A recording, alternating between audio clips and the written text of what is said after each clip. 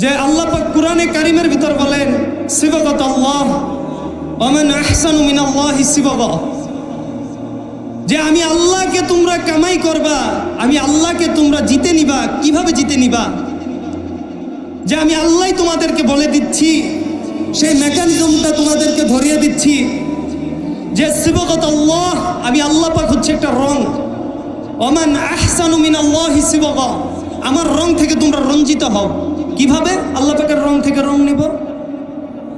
তো কুল ইন কুনতুম তুহিব্বুনাল্লাহ ফাত্তাবিউনি ইউহিব্বুকুমুল্লাহ ওয়া ইয়াগফির লাকুম যুনুবাকুম আল্লাহু গফুরুর রহিম।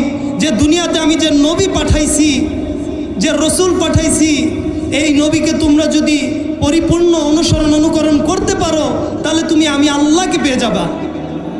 যখন তুমি আমি আল্লাহকে পেয়ে যাবা, তোমার যে এই পাহাড় পরিমাণ গুনাহ ছিল, এই আসমান পরিমাণ গুনাহ ছিল, আমি আল্লাহ সুবহানাহু ওয়া তাআলা তোমার সমস্ত গুনাহ মাফ করে দেব। তখন আমি আল্লাহ তোমাকে আপনায় নিব। কিন্তু শর্ত হইতেছে যে নবীকে আমি দুনিয়ায় পাঠাইছি, তাকে তোমার পরিপূর্ণভাবে অনুকরণ করতে হবে। তো এখন নবী আম্বিয়া আলাইহিস সালাম অর্থাৎ হযরত মুহাম্মদ সাল্লাল্লাহু আলাইহি ওয়াসাল্লাম, তো তিনি কি বলেন? যে বলছে ঠিক আছে তুমি আল্লাহকে পাবা, সিস্টেম তো আমি নবী, আমি নবীকে পাইলেই তো তুমি আল্লাহকে পাবা, আর আমি নবীর মাধ্যমেই তো আল্লাহকে পাবা।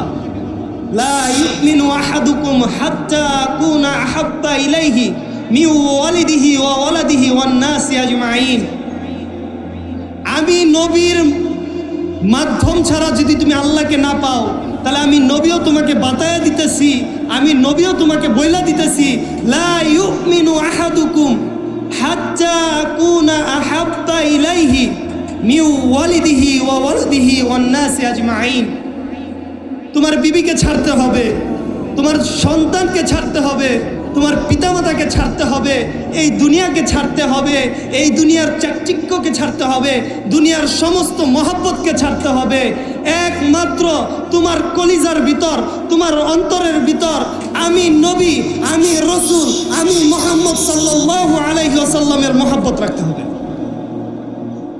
যখন তোমার কলিজার ভিতর, তোমার অন্তরের ভিতর, তোমার হৃদয়ের ভিতর আমি নবী, আমি মুহাম্মদ, আমি রসুল সাল্লাল্লাহু আলাইহি ওয়াসাল্লামের মহব্বত রাখতে পারবা, তখন তুমি আল্লাহ পাকের মারিফত হাসিল করতে পারবা।